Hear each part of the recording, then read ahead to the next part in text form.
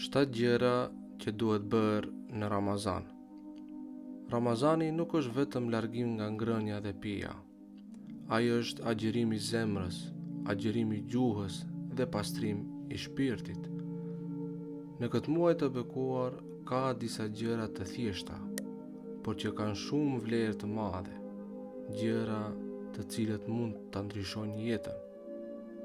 E para, lexo Kur'an çdo ditë. Nuk është e nevojshme të lexosh shumë, edhe disa ajete në ditë mjaftojnë, sepse Kur'ani nuk lexohet vetëm me sy, por me zemër. Nëse ende nuk di ta lexosh në arabisht, mos u ndal.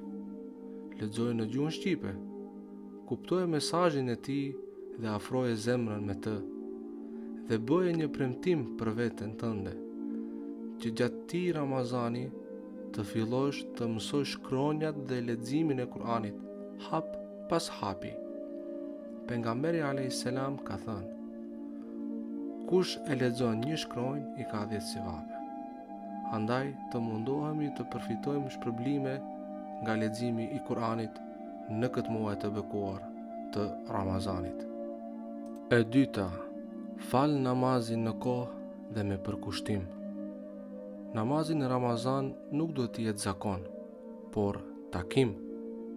Pejgamberi a.s. na ka mësuar se në ditën e gjykimit, gjëja e parë për të cilën njeriu do të jap llogari është namazi. Nëse ai është në rregull, rregullon edhe veprat e tjera, e nëse ai mungon, vështirësohet gjithçka tjetër. Andaj, fal namazin në kohë dhe mundohu sa më shumë me xhamat në xhami, sepse një namaz i falur në xhami vlen sa 27 namaze të falura vetëm në shtëpi. Por, nëse ende nuk falesh, ose falesh rrallë, mos u dëshpro.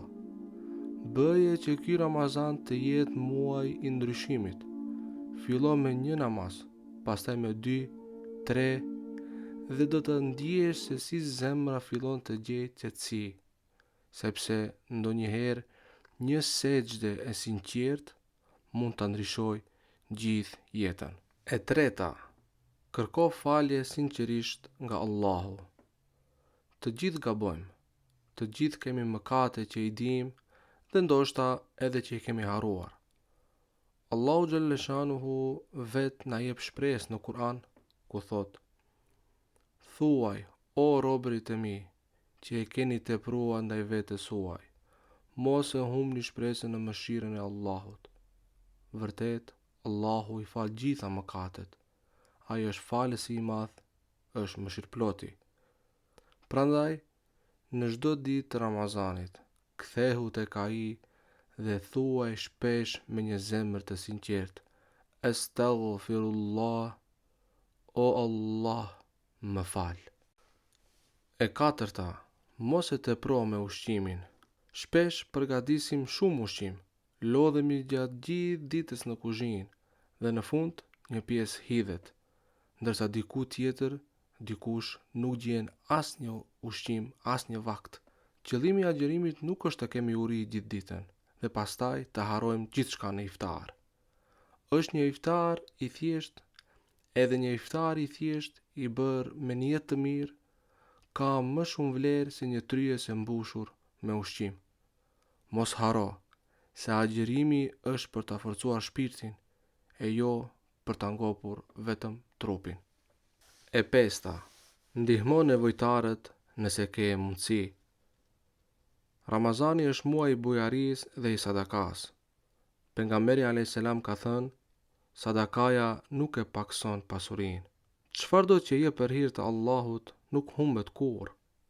Edhe një vakt iftari për dikë që agjiron është shpërblim i madh. Pejgamberi a.s. gjithashtu ka thënë: kush i jep iftar një agjëruesi, do të ketë shpërblimin si ai, pa ju paksuar atij shpërblimi as pak. Nuk duhet të jesh i pasur për të dhënë.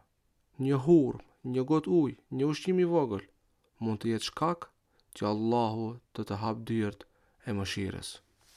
E gjashta, bëj dhikr sa më shumë. Ramazani është muaj kur zemra duhet të jetë gjithmonë e lidhur me Allahun xhalleshanuhu. Ndërsa ecën, ndërsa pret, ndërsa punon, përmende Allahun me gjuhë dhe me zemër, duke thënë Subhanallah, Elhamdulillah, Allahu Akbar, La ilaha illallah. Ky dhikr nuk kërkon kohë të veçantë e as vend të veçantë. Allahu thot në Kur'an se zemrat qetësohen vetëm me përmendjen e tij.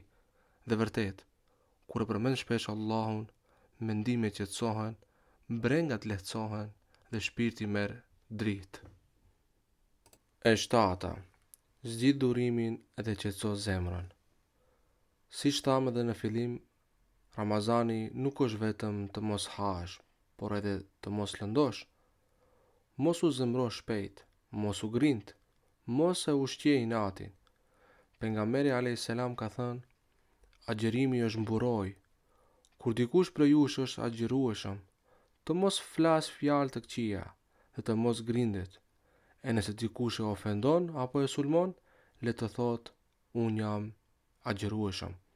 Qetësia është adhurim, durimi është forcë dhe një zemër e pastër është fitore.